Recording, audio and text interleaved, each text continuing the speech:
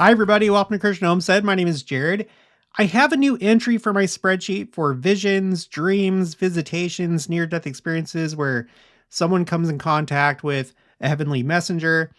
It's a collection of stories from early church members and or general authorities. And I have it on a timeline. We're going to look at that in just a minute. But we're here again at the Doctrine and Covenants Central website where they have a portion of it for personal histories. And this is so helpful.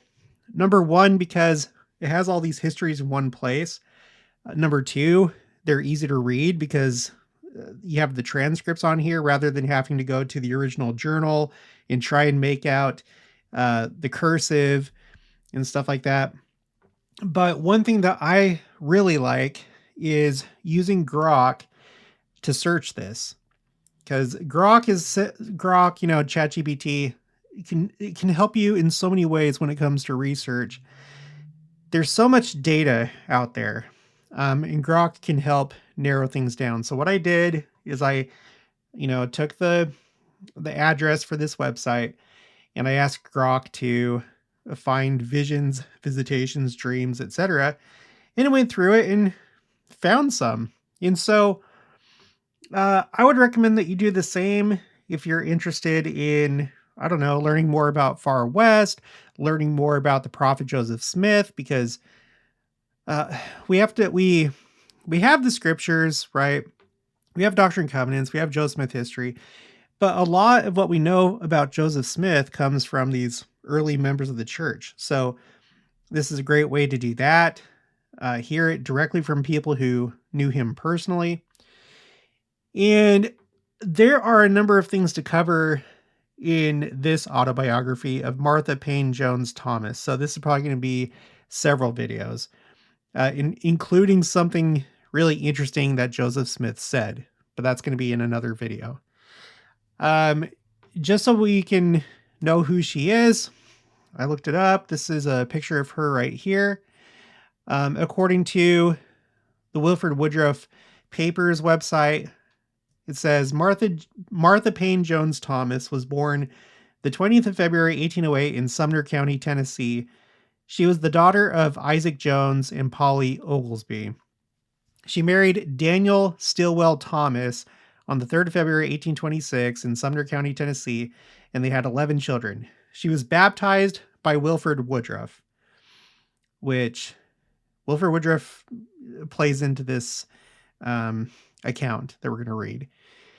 About 1835, she attended the Damon Creek branch in Callaway County, Kentucky in 1835 when Wilford Woodruff was a missionary there. She died the 5th of September, 1895 in Lehigh, Utah County, Utah Territory. Okay, so she was an early church member. I didn't find anything for Daniel Stillwell Thomas, so it seems that they were just early church members. I tried to find this account on the church history catalog, but if it's here, it may be one of these, but it's not in digital format. You can find it on Family Search under Thomas Family History. I just like to do my due diligence and make sure I can find, ideally, the primary source or just something valid.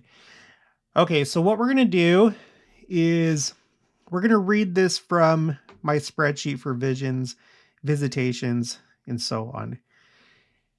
This took place in 1835. So if we go to the bottom of my spreadsheet, this is yet another one for the 1830s. I have the total number and the tally by decade. So this makes 33 accounts of visions, visitations in the 1830s. I have a total of 101 accounts on this spreadsheet so far. The more I do this, the more I'm surprised.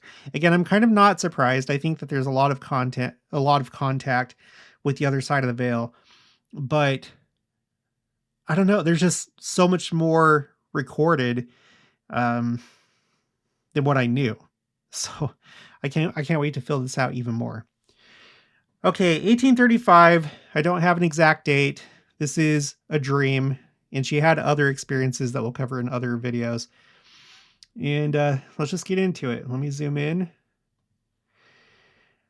Okay, I will give you a sketch of some of my dreams and a vision, though it is about 50 years since they were given to me.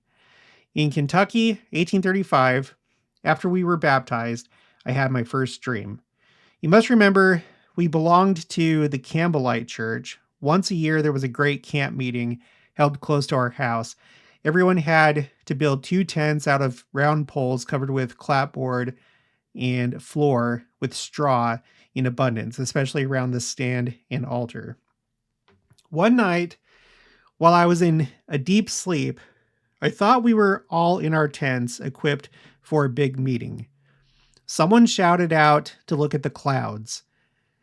I tried and looked to the northeast. The clouds were rising fast, and every one was the exact shape of some animal. I do not think there was a single animal that went on Noah's Ark that was not represented. Each cloud was separated to itself, and one tall, slim man to guide them. He had a long, slim sword in hand. He seemed to swing it with such force you could hear it whiz through the air a great way off. The man, the sword, and beasts were so black that they glistened as though everyone was polished. It's interesting because she initially describes them as clouds, and I guess she's saying that they're like black clouds, like maybe storm clouds, but they have a glistening appearance. But anyway, the man, the sword, and the beasts, or the animals. Just then it came to me what brothers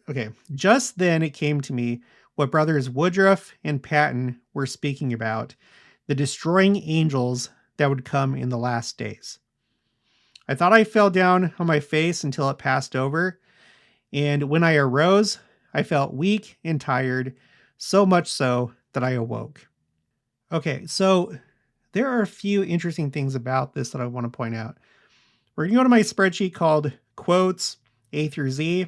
This is currently row 534 for Salt Lake Temple Dedication Prophecies. And this is something I've read a million times, but it's interesting because she talked about Wilford Woodruff, and I'm going to have to double check, but Paine, I think that's probably David W. Paine, who was an apostle.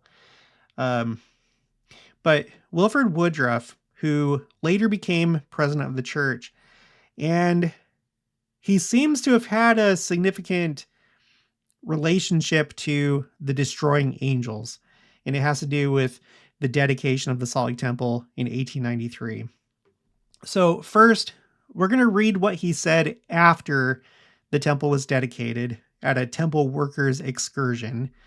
You can find this in Young Woman's Journal, August 1894, pages 512 to 513.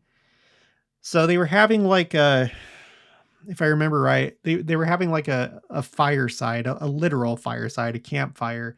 And there was kind of like a devotional fireside thing going on. And he spoke, and this is what he said. God has held the angels of destruction for many years, lest they should reap down the wheat with the tares.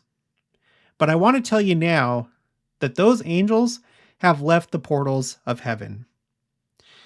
You can ignore this part. This has to do with the book of Revelation, and in the Institute student manual, they share this quote saying that he's referring to the angels referred to in Revelation 7, 1 through 4.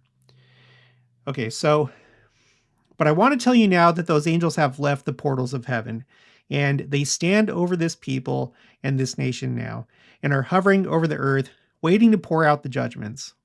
And from this very day, they shall be poured out. Calamities and troubles are increasing in the earth, and there is a meaning to these things. Remember this and reflect upon these matters. If you do your duty, and I do my duty, we'll have protection, and shall pass through the afflictions in peace and safety. Okay, So that was at the temple workers' excursion, but it seems like the first time that he said it was at the actual dedication of the Salt Lake Temple. We're going to go to, at the time, Elder Joseph Fielding Smith. This was the April 1946 General Conference, and he says, I heard President Wilford Woodruff in this stand, this same place where I stand, bear witness as he had done in other places in 1893, and up to the time of his death, that the angels who had been waiting to go forth to reap down the earth had now been sent upon that mission. They were in the earth. Therefore, he said, we may look for calamities, for destruction, for plague, and bloodshed. And then I just want to share one other one. This is also from Joseph Fielding Smith, but at this point, he was president of the church. This is the Doctrine and Covenants Student Manual, page 191.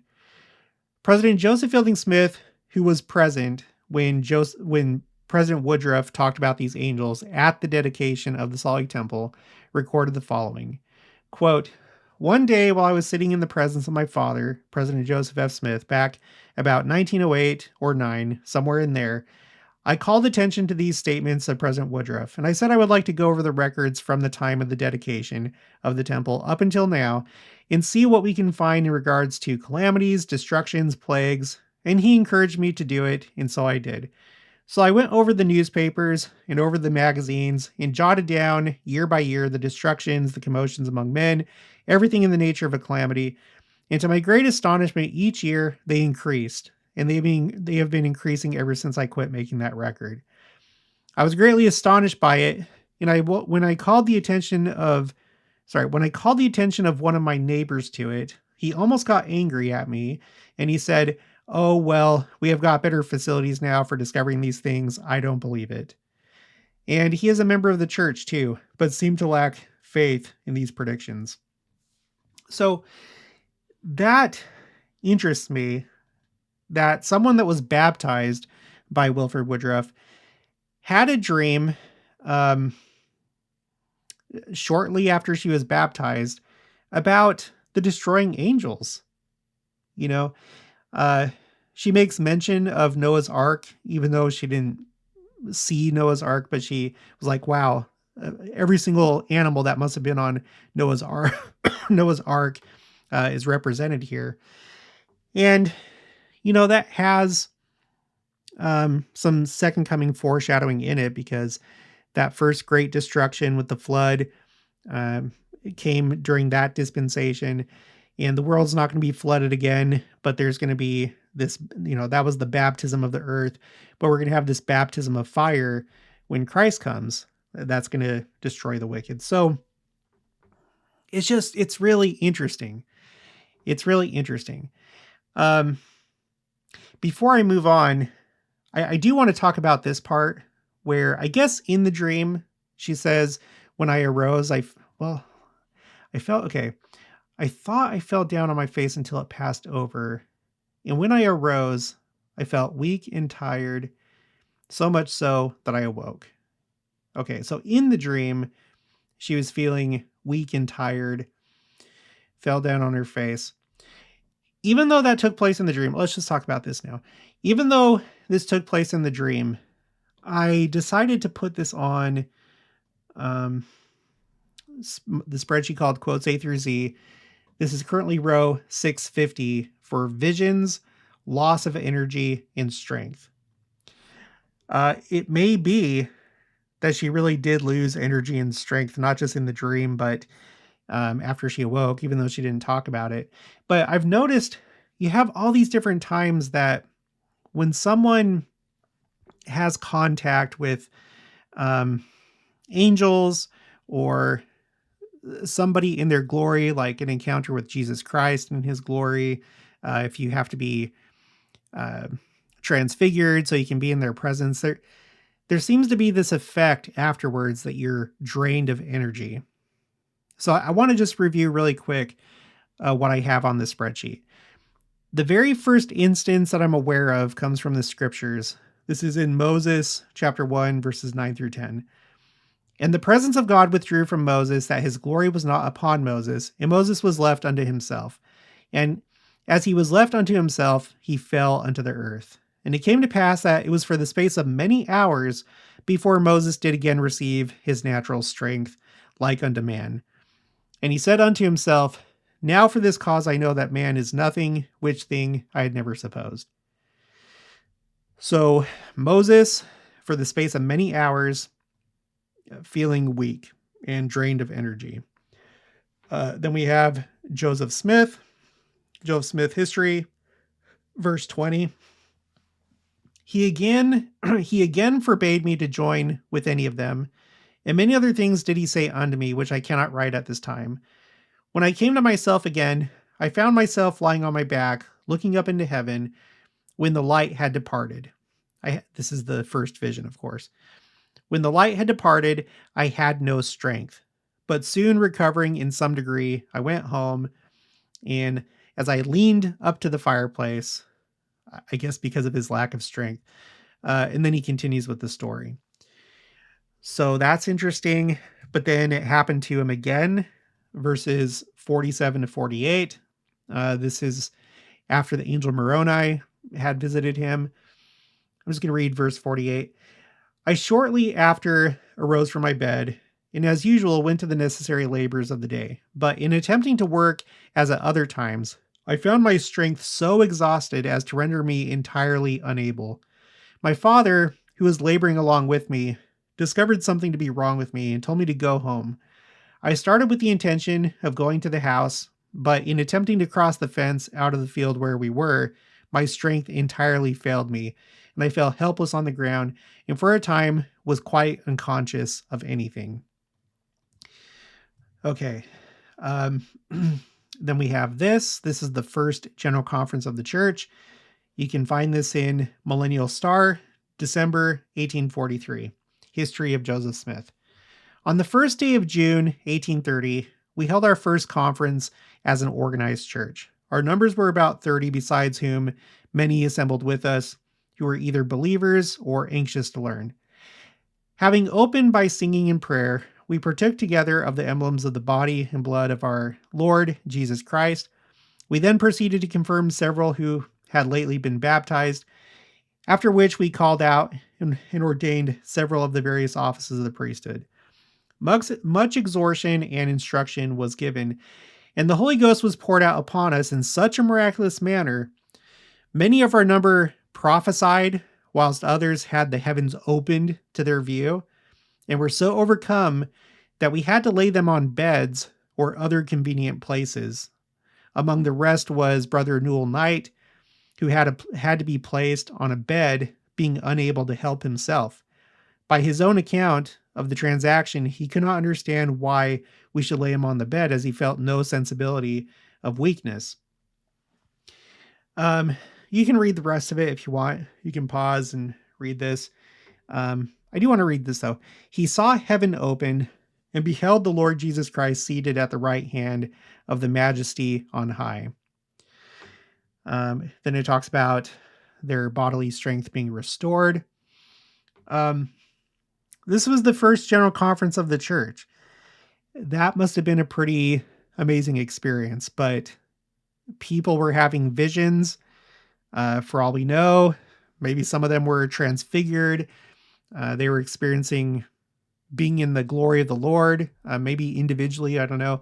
But whatever was going on, they were drained of energy. Okay. And then just one more. Okay, this is related by Philo Dibble of the 70.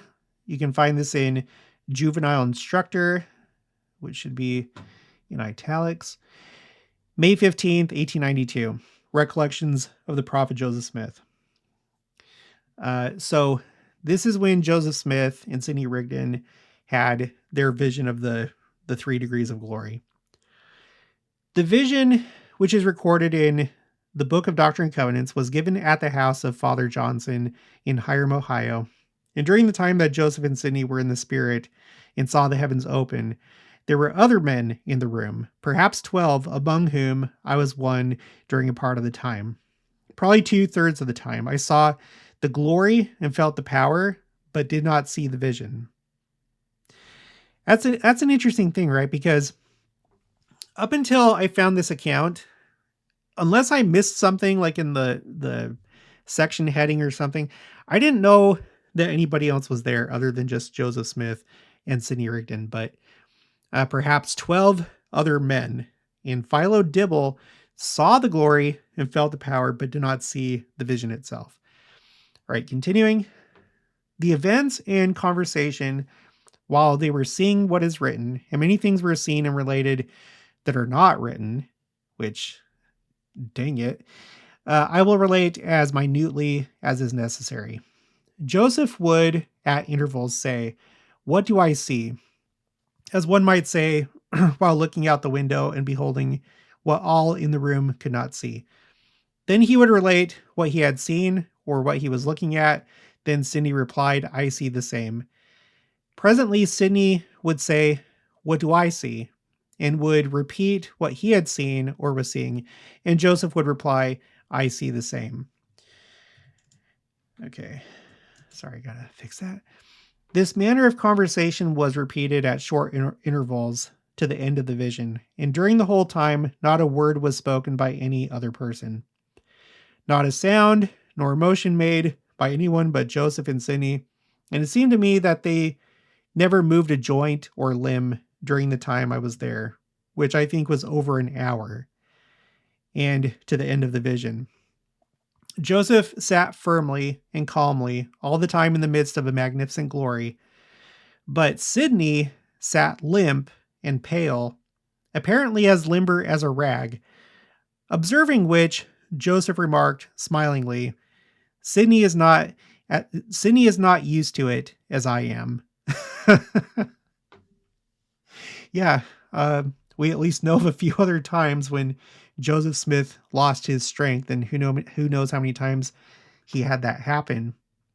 On my spreadsheet, a lot of these initial visions and visitations involve Joseph Smith, and there's probably more of those than you may know. But you can read them all here. Just look under column J for visitees. Think about this. All the visits of Moroni, you have John the Baptist, Peter, James, and John, and it seems like Satan was there as well. God the Father, Jesus Christ. Wait, that's not Joseph Smith, though. A heavenly messenger that we don't know who it is, mentioned in Doctrine and Covenants 27. You just look at the section heading. So, yeah, he was visited quite a bit. So yeah, he must have been he must have been used to it. Sidney Rigdon, not so much. But it just keeps coming up, and now here's the most recent one, where Martha Pane Jones Thomas had a dream, and in the dream, she felt weak and tired. And I don't know, maybe at that time her body outside of the dream actually was beyond just sleeping, physically exhausted and drained of energy. The last thing that I want to share for this video, it's interesting. I noticed that right underneath this account, I have this interesting vision of Wilford Woodruff. Okay, so let's go ahead and read that, since we were talking about Wilford Woodruff earlier, and he's mentioned in her account. Okay, this is in Journal of Discourses, volume 22, pages 332 to 333. Now, I will refer to a thing that took place with me in Tennessee. I was in Tennessee in the year 1835, and while at the house of Abraham O. Smoot, I received a letter from brothers Joseph Smith and Oliver Cowdery requesting me to stay there and stating that I would lose no blessing by doing so. Of course, I was satisfied. I went into a little room and sat down upon a small sofa. I was all by myself and the room was dark, and while I rejoiced in this letter and the promise made to me, I became wrapped in a vision. I was like Paul. I did not know whether I was in the body or out of the body. A personage appeared to me and showed me great scenes that should take place in the last days. One scene after another passed before me. I saw the sun darkened. I saw the moon become as blood. I saw the stars fall from heaven. Now, this next part is super interesting because I have not found this anywhere else. As far as I know, he's the only one that saw this next part. He says, I saw 7 golden lamps set in the heavens, representing the various dispensations of God to a man. Dispensations of God to man, a sign that would appear before the coming of Christ. So he seems to indicate that there's going to be actual something that looks like 7 golden lamps in the heavens. I did a video, I don't know, like 2 or 3 months ago about these 7 comets that have come into the inner solar system. At this point, they've left the inner solar system, but using, what was that website called? Sky and Telescope?